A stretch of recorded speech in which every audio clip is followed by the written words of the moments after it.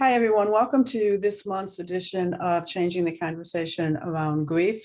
I'm Nancy Leffler, and this is Dan Leffler. We are the founders of Being with Grief, and we started this webinar series because we recognize the importance of changing the conversation, or in a lot of cases, starting the conversation.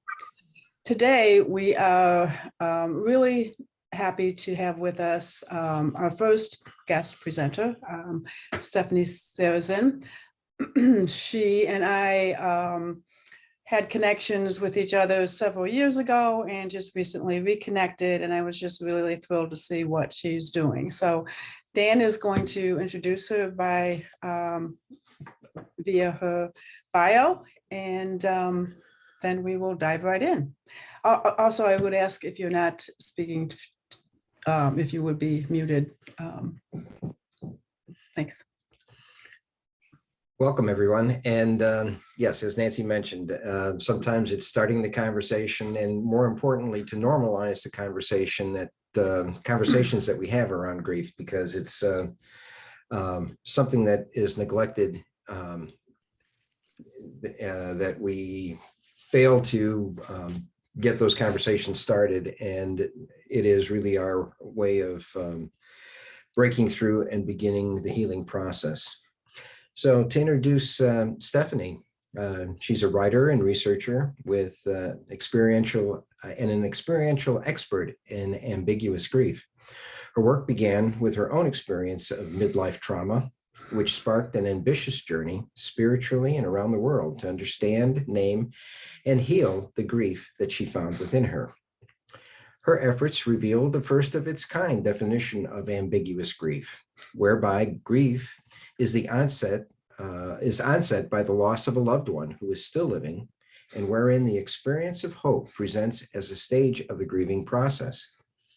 Stephanie's work brings new resources to reframe disruptive, activating events as a gateway to discovering your highest self, and in turn, championing ambitious grief as nuanced, natural, ambiguous grief as nuanced, natural, and navigable. Thank you. Stephanie is also the founder of Rise Up Rooted, an online resource center for those navigating ambiguous grief, a grief educator, and a TEDx curator in her community. She's a graduate of Michigan State University and earned a Master of Public Policy from the University of Chicago. An avid reader, recreational runner, she lives in North Carolina, where she currently is training to hike to the Mount Everest Base Camp. Her book, Soul Broken, A Guide to Your Journey Through Ambiguous Grief, is published by Balance, an imprint of Grand Central Publishing, and will be available in October of 2022. With that, welcome, Stephanie, and let's get started. Yes, welcome. And I will put Stephanie's contact info in the chat as we proceed here. First of all, Stephanie, I want you to tell your story, and maybe as you're doing that, give us your definition of ambiguous grief and how it differs from ambiguous loss, which some of us have heard of, maybe some of us haven't, but I know you make a distinction between ambiguous loss and ambiguous grief. So. Sure. Well, thank you both for having me and for that nice introduction. I have to say, I don't know, Dan, I like ambitious grief. I know that was just a slip, but I think that resonated. All grief is ambitious, isn't it? So more on that later. Yeah, more on that later. But it certainly is. And yeah, you know, I say I'm an accidental grief researcher because this isn't anything that I set out to do because I thought it sounded interesting, or because I thought it might be fun. It was an experience where I found myself really wanting to understand my grief better, and why it felt different. And I'm a nonprofit manager by trade, so I'm not a clinician or a practitioner in the way that we think of grief educators or anybody speaking with expertise on a topic. But what I found is that when you're going through an experience and, really peeling back the layers and digging into that experience and living it, we become experiential experts. And there are so many experiential experts among us. And, what I found is that my grief was different. I did not lose my loved one to death. I found chronic infidelity in my marriage. I discovered chronic infidelity in my marriage in 2016, which was an earth-shattering discovery. I know some people might have that experience and say, that's about right. I suspected as much. That was not my experience. It was quite a shock. And in trying to understand what I was feeling after that numbness, that shock wore off, and this profound sadness set in, I started looking for what I could do to feel better. And I happened upon the term ambiguous loss by Dr. Pauline Boss, who coined that term back in the 90s. She's a therapist and had been, working with clients who were grieving the loss of a loved one whose death or life was not confirmed. So if you think about loved ones who go missing in action, in military campaigns, or people who are swept away by typhoons and natural disasters or kidnappings, these horrible, horrendous events that people experience, and you don't know if your loved one has passed on, died a physical death or not. And, as I read about it, I thought, wow, that's a close cousin to what I'm experiencing, but my loss isn't ambiguous. My grief is ambiguous. I don't know how to grieve. My loss is very well defined. The marriage I was grieving was dead. The person I was married to lived 5 miles away at this point. So in trying to understand how I was feeling and why I was feeling this way, I really just set out to explore and get as much information as I could find. And what I found was that there wasn't a whole lot of information about this. There's a lot of information about divorce, and not a whole lot of, and a lot of information about grief, but nothing that I found was helpful in the way that I was seeking actionable steps. So, that just kind of teasing apart those differences led me to co-author a process model with a doctor I had seen for EMDR treatment. And after we were done working together, co-authored a process model that and along with a survey of nearly 500 respondents, were able to kind of validate what we thought was happening as people are activated, and these different triggers bring people into ambiguous grief. We often don't know the name for it, but what our research found was that an overwhelming majority of Americans, and probably people around the world, though we didn't control for that, will experience ambiguous grief at least once in their lifetime. Yeah, thank you for that. That's certainly something that I know a lot of people that I've talked to have never considered and don't have a term for it. First of all, I want to invite anyone to, if they have a question, you can put it in the chat now. If you're watching this on the replay, you can reach out with questions, and we will have time for questions later on after our conversation. The one thing that came up as you were speaking is that, and I wonder if you could address ambiguous grief. You said that we all experience ambiguous grief, and it occurs to me with the situation of life of the past several years with the pandemic, and then now with everything else that's going on. That seems like there's an element of ambiguous grief to that as well. Can you speak to that? Yeah, it's such a smart observation, Nancy. Thank you. And actually, I had, I had spoken to a literary agent about the book proposal I'd put together, which is basically the book I wish I would have had back in 2016, a guidebook on how to navigate this. And in 2020, early 2020, the literary agent I had spoken to said, strong writing, good idea. There's no audience for this though, so I'm going to have to pass. 3 months later, COVID. And about a month after that, he was reading an article in the Atlantic that mentioned ambiguous grief is setting in. We're experiencing this huge societal shift with the onset of COVID, and we don't know what to grieve or how to grieve. And so he called me back and said, if you've not yet signed with an agent, let's get started. And so you're exactly right. COVID, I think, was a springboard for many things.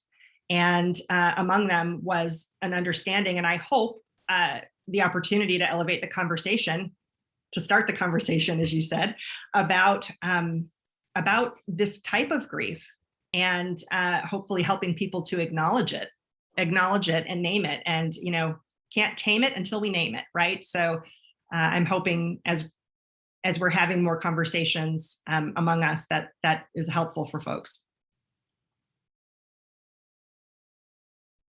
I am muted. A lot of times we talk about, Dan and I in our own work talk about unrecognized grief and what are some of the signs to help recognize the kind of grief that we work with. What about recognition of ambiguous grief? What if you're experiencing ambiguous grief, but you don't recognize it? How can you do that? Sure. So what I found was that ambiguous grief is triggered by many things. So first of all, if you've had a significant loss in your life, whether it is that person is not physically gone, right? If that is, what we found is that instances of divorce, cognitive decline, Alzheimer's or dementia, traumatic brain injury as well, is what we termed an activating event. Also familial estrangement or incarceration, indoctrination into a gang or a cult, and addiction is a big one, as well as mental illness. So if you are experiencing a relationship with any of those, that falls into any of those categories, you might be experiencing ambiguous grief. Mm-hmm. And, one thing that it was really curious to me about my own grief, and as I met other people who were experiencing this kind of loss as well, what I've noticed, it really is a mirror, of myself through them, was the way that hope, the feeling of hope, kept emerging. And ultimately, hope was that missing piece that I was looking for that made my grief different. Because when we lose our loved one to physical death, we aren't hoping that they are on our doorstep tomorrow, not hoping in any real way that allows us to hope, right? But in ambiguous grief, when you're grieving the loss of your partner to addiction, or your child to traumatic brain injury, or whatever the relationship might be, and they are not as they once were, hope keeps popping up. And do you remember there was an old game called Whack-A-Mole, where at the arcade, this mole would pop up and you'd try to bonk it down, and that is what hope was. It just kept popping up, unnamed at first. And what I found is that hope, we hear about hope and faith hand in hand through many cultures, and hope is overwhelmingly perceived as a good thing. We need hope. We want hope. Hope is the, the foundational emotion for many people, and all things come from hope. But what I found is how we hope directly impacts how we heal or not. So if we are spending our energy hoping that our loved one will return as they once were, then we are not hoping for ourselves. And as a result, we become really susceptible to complicated grief. And complicated grief is like that slide into quicksand where healing is really hard because you're now defined by your loss. Yeah, I really love the distinction that you put on hope, because you're right. We think that hope is a good thing. And if we are caught, I mean, yes, I hope that Leah would come back, yet I know that that was not going to happen. And when this person is still there, especially, you may see them because of other reasons. I'm thinking, you mentioned families that are not, you said it much more eloquently. Oh, but estrangement.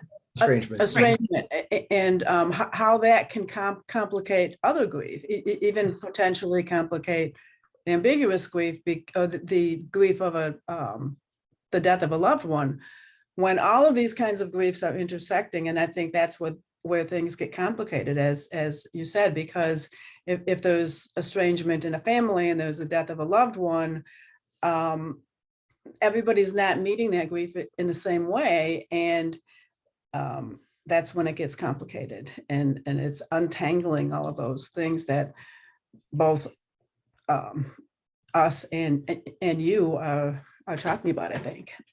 And are trying to untie. One of the things that I've been writing about and thinking about lately is how, when grief shows up, it is that moment that gives us pause,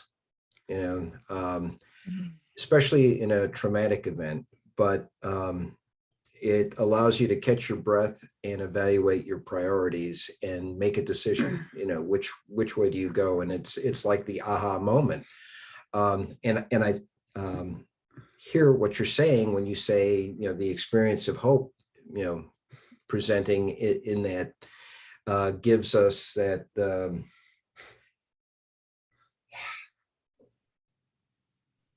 ability, I guess, to, step off into the unknown and to invite that opportunity for healing that may not have been there otherwise, when we're all wrapped up in the emotional turmoil of, trauma.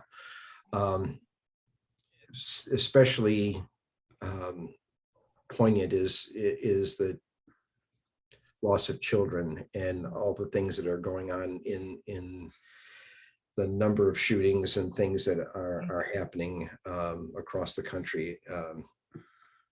So, hopefully, we catch our breath and we, can make a path forward somehow. Personally, on an individual basis, when we, try to overcome from the terrible sadness that grief imposes, but then, societally, too, what can we do in situations where, like COVID, people just didn't know what to do, where to go, how to begin hope, Right. I think you're right. And speaking of people not knowing what to do, I don't think we do grief very well in its traditional sense, so when you experience the trauma of Leah's death, I'm curious how you were received by your own, community. In my familial experience, we don't do grief very well. And it's almost as though, I call it the grief cooties. Nobody wants the grief cooties. Yes, I have a chapter in my book called Grief is Not Contagious. So, yeah. Yeah. Um, we, we used to walk into church, go into the pew and clear 3 pews around us because Wow. people didn't want to be, because they didn't want to be uncomfortable. You know, I know now that that's what it was. And when you're in that situation, it's just so devastating to think that my daughter died and nobody wants to talk to me. And it wasn't everybody, you know, but same thing at the grocery store. I'd walk down an aisle and it was like ants scattering and yeah, we don't do grief. Right. And I think part of, thank you both for the important work you're doing, because having these conversations, I think is just one solid way to help others have the conversation as well. And when you see somebody grieving, even if you're one of those ants that have scattered, Right. Hopefully by example, when it's their turn for grief, if they're grieving, then, they'll remember those who spoke about it or who are speaking about it.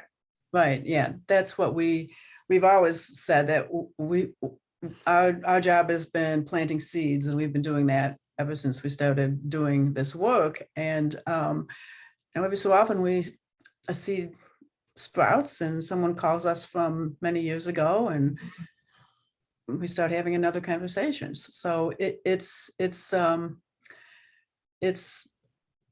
these conversations are important. One other thing I wanted to ask you about, recently I saw on Facebook that you recently had this amazing vacation. Mm-hmm.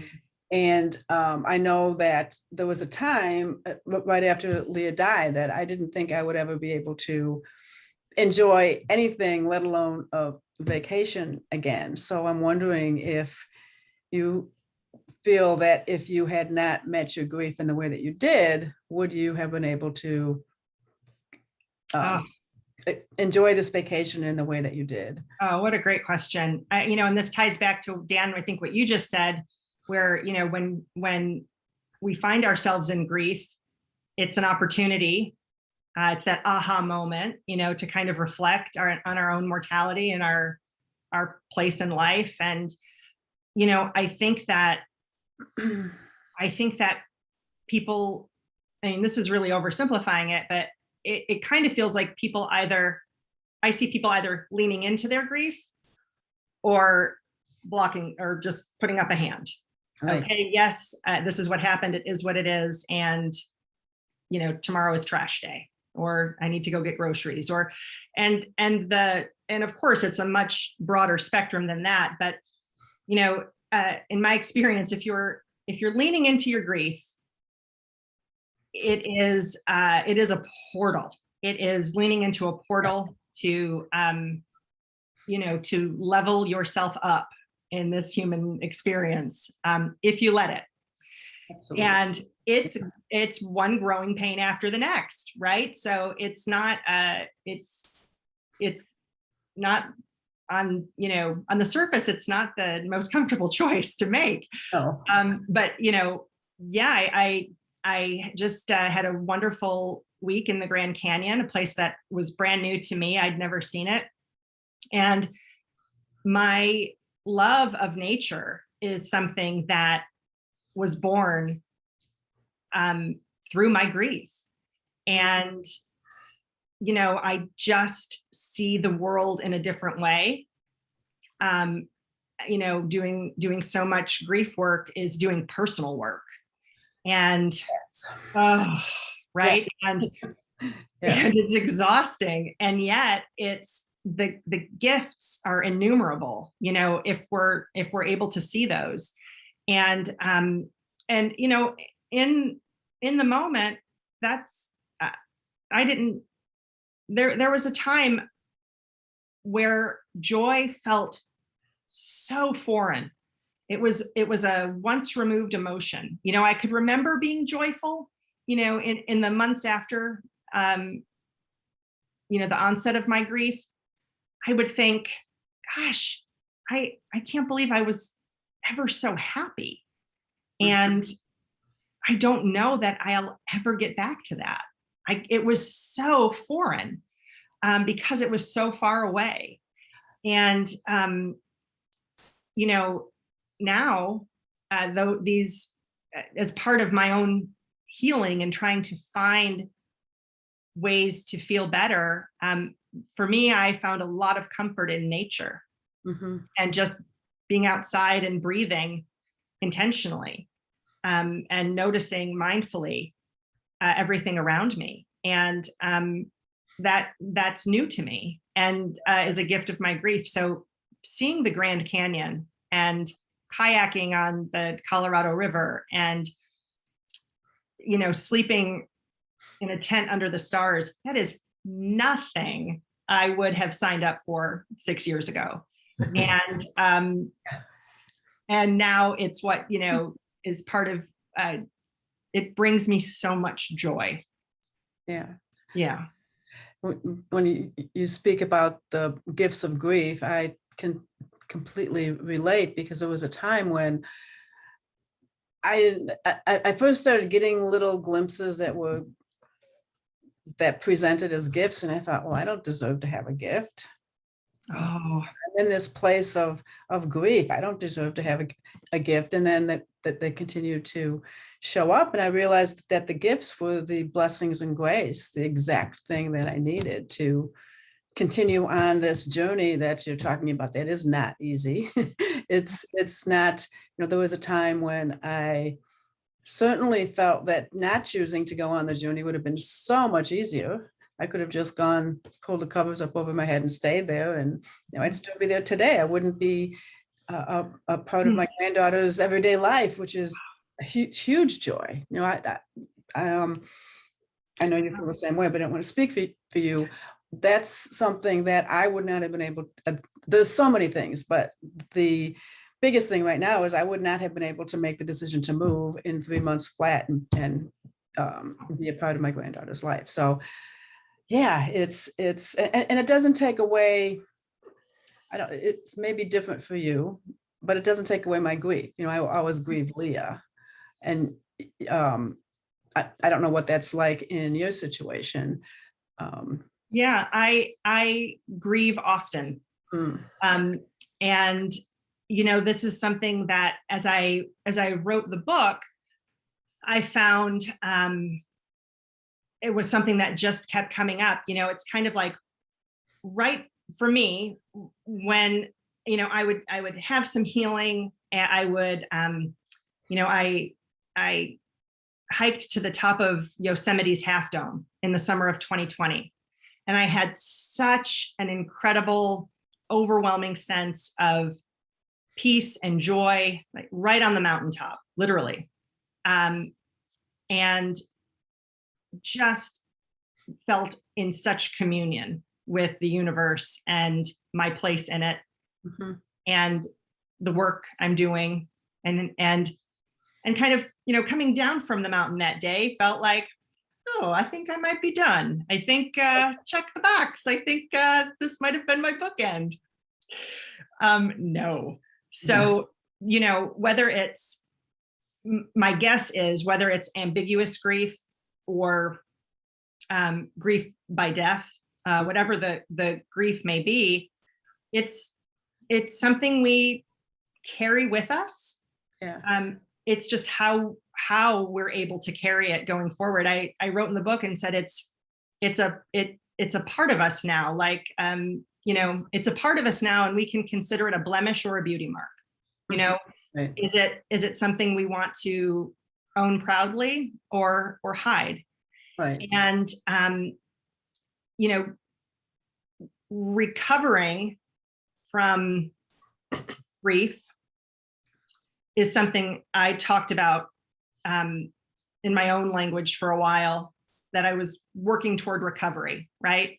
In much of the same way of a AA plan, or the addiction recovery community, working through a plan, and then living in recovery from my grief. And just in the last year, grieving over and over, as I would imagine you do with Leah. You're grieving milestones that didn't happen. You're grieving, Aunt Leah. Right. Yeah. And I'm grieving high school graduation, where we're on opposite sides of the auditorium. Mm. And that's not how it should have been. So as these little griefs, as these milestones pop up that are grief coming back, I say it's just it's a knock on the door, and I answer it and sit with it. And sometimes for me that means going for a long walk. Sometimes it does mean getting in bed and just crying for a while, Right. whatever I need. But what I'm ultimately, kind of going through the process of writing the guidebook, I found that I don't want to recover. I don't want to recover, because when I looked at the etymology of that word, I don't want to hide or obscure Right. my grief, which is where cover came from in Old English and French. What I found was a better term was regenerate. Generate. Yeah. And grief has allowed leaning into my grief, embracing my grief, wearing my grief like a beauty mark and not a blemish, has changed my perspective. And I'm not recovering from grief. I'm regenerating into my grief, from my grief. I'm a new person. I'm not the same person I was. And I know you've shared you're not either. I've allowed it to transform me and transform me for the better. And regenerating, if you look up the definition for the etymology of generating, it comes from Genesis, and it is to be born anew, better, higher. And I feel that I am a better version of myself, not only living with myself, but I have more to offer others. Yeah. I love this that. generation. Yeah, I really love that, because I feel the same way. You may have heard me say that the message I received shortly after Leah died was that losing Leah is too high a price to pay to not live the life I meant to live. And that, I still get the same chills every time I say it. That has been my guiding principle throughout my grief journey. And that message came 2 weeks after she died. And it's been a transformation that you're talking about. It's doing inner work. So it's going back and healing all those old childhood wounds that you may have done work on. I certainly had done a lot of work on, but when your life is completely ripped open, those spaces can be illuminated in different ways, and we get to rise up. I love how you say that. We get to it. I believe that we get to.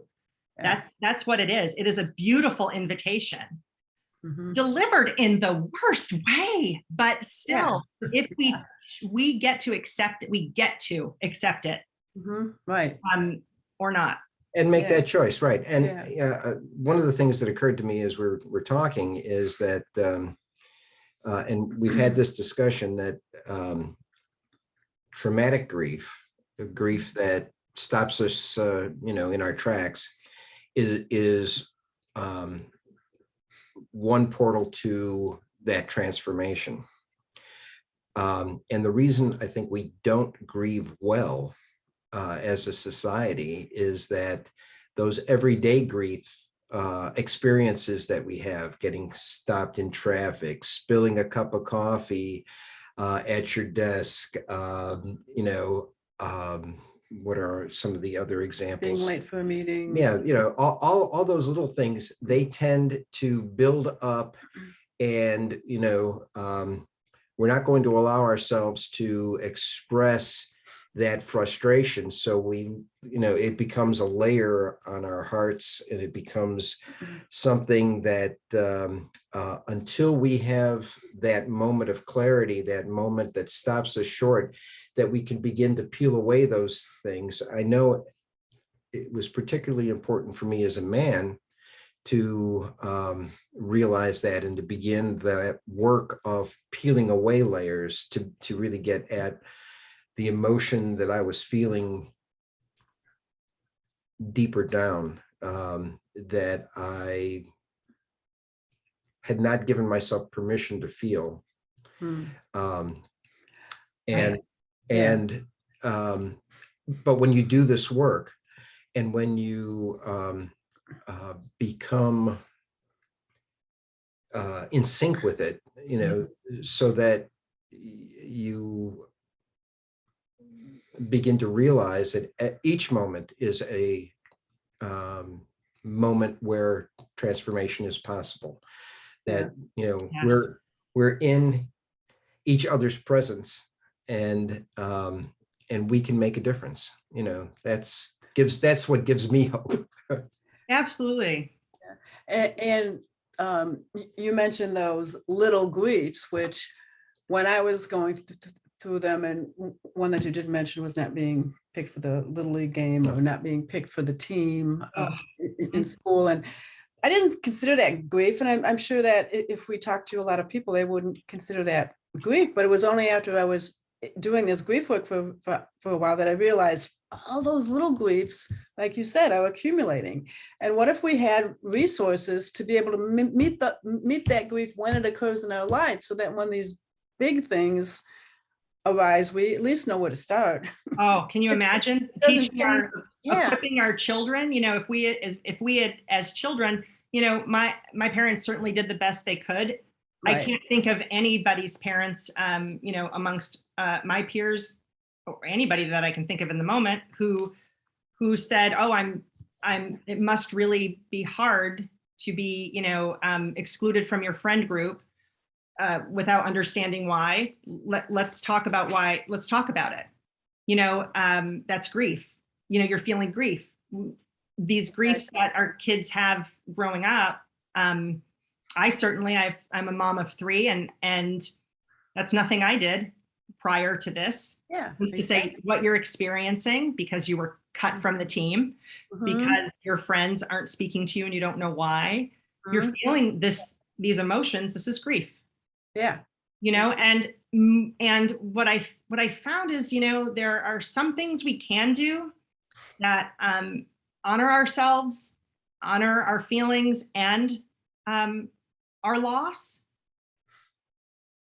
You know, and we can, in lieu of, you know, widely recognized rituals or ceremonies, we can create our own. Exactly. We can create our own, and you know, without hopefully without our neighbors raising an eyebrow or our friends, you know, chirping about it, which, you know, happened in my case. I understand that it's a little unconventional for people if you've not experienced it, but if you have experienced it, you look at that and say, what a good idea. Exactly. And more, like you said, more and more people need to witness that, so that when they're ready, because we've come to realize that you're not ready till you're ready. But when you are, hopefully they'll say, I remember that person who was doing that thing, and I'm going to get in touch with them. Well, and it's funny too, because, you know, you're saying, you know, ceremonies. One of the ceremonies that we had was a howl at the moon ceremony. Yeah. Yeah. When you're feeling you're in grief, you know, what's a great expression? You know, just like, oh. Yes, and tonight is the super moon. It's the strawberry moon. Yeah. Right. Yeah. Great night for it. Create some ceremony for yourself and commune. And, you know, witnessing grief, whether it's, you know, certainly hold your ceremony if you have no witnesses. But if you can invite somebody to join you, you know, having just one person witness your grief provides such a validation, and for ambiguous grievers who are experiencing this loss without ceremony or ritual, you know, broadly accepted, you know, it's really transformational to have somebody bear witness to your grief. I held what I called a faux funeral. And, you know, I planned it. I invited only 2 dear friends who, you know, saw my marriage up close, and you know, I spoke and I selected music and, you know, the location, and being able to receive Yeah. those two mourners Mhm. at the end of the ceremony gave me such comfort Yeah. and validation that I had not been given. Yeah. Um, I love that. And yeah, I can envision you planning those for others who have gone through similar. yeah, and let me just add, if I may, because that does remind me. You asked at the beginning of our conversation what might be some signs that you're experiencing ambiguous grief, and certainly, this whack-a-mole of hope is certainly one. The activating event, acknowledging that, is another. But if you find yourself jealous of widows or envious of others who are having funerals or delivering eulogies for their loved one, if you find yourself jealous or envious of those people in your life, you might be experiencing ambiguous grief and need to check it. Need to check yourself, right? Because Yeah. although rationally, I know I don't, nobody wants to be in that position. Right. When your mind is, when you're thinking, boy, look at them with people putting frozen meals in their freezer, and look at them setting up a scholarship fund to honor their child or their partner. I can't do that. Mm. No, that might be also a sign you're experiencing ambiguous grief. Thank you for being so vulnerable. That's really yeah, I can feel that. And everything that comes along with that. So thank you for sharing that. We like to keep these at around 45 minutes, which we are at this point. We no longer have any live callers. However, this will be put in our membership portal and other people will see it later. I put your information in the chat and we'll also share it in the membership portal. Was there one last thing that you would like to share before we end our conversation today? Well, just a heartfelt thank you to you both for saying yes to this work when you were invited into it, and receiving the invitation nobody wants. And I'm grateful you did, and that you're helping to change this conversation. And I hope to be additive and do what you're doing, and just becoming another resource for people. Soul Broken, a guidebook for your journey through ambiguous grief, will be out in October. It's available for pre-order now, which is really exciting. As of yesterday, it's available for pre-order. And I hope that it finds its way into folks who need it. So thank you. Just thank you for the work you do. You're welcome. Thank you so much for being here. Congratulations on the book. That's really an amazing accomplishment. And I look forward to book events or whatever else you're going to do to publicize it. Super. Thank you. One more thing that I want to say, and yes, while having your grief witnessed is a wonderful thing, part of the reason that this work is so special to us is that in witnessing someone in grief and helping them in step toward a healthy relationship with that is a blessing that continues to give us the strength to continue to do this work, to honor the people in our lives who understand and appreciate it. And thank you again for sharing your part of your story and your work as you continue your journey. Thank you. So, yeah, it's an honor. I appreciate you both. Thank you so much. Thank you. Thank you, everyone. This is the end of our this month's webinar, and we hope to see you next time.